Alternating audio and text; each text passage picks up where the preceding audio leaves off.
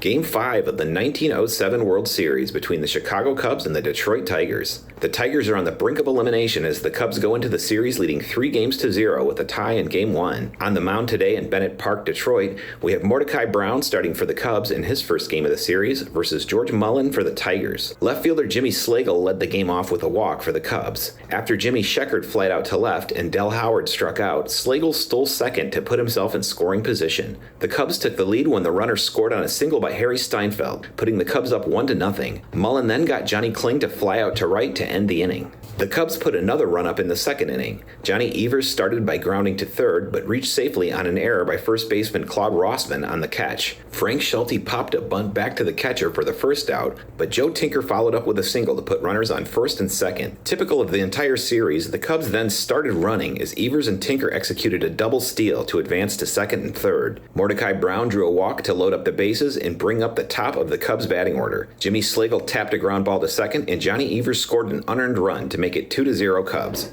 The Tigers threatened to put a run on the board in the fourth inning when Sam Crawford led off with a ground rule double to right field. Ty Cobb struck out, and Claude Rossman hit a single to center to put runners on the corners. But Three-Finger Brown got out of the situation unscathed, coaxing a pop foul to the catcher and a flyout to left to end the inning and strand both runners. The Cubs managed to load the bases in the top of the ninth when Frank Schulte got on board with a two-out single and stole second, followed by a walk to Joe Tinker and an error by Tigers third baseman Jeremy Schaefer, which allowed Mordecai Brown to reach safely. George Mullin struck out Jimmy Slagle to end the threat and send it to the bottom of the ninth, where the Cubs would have to defend a 2-run lead to take home the championship.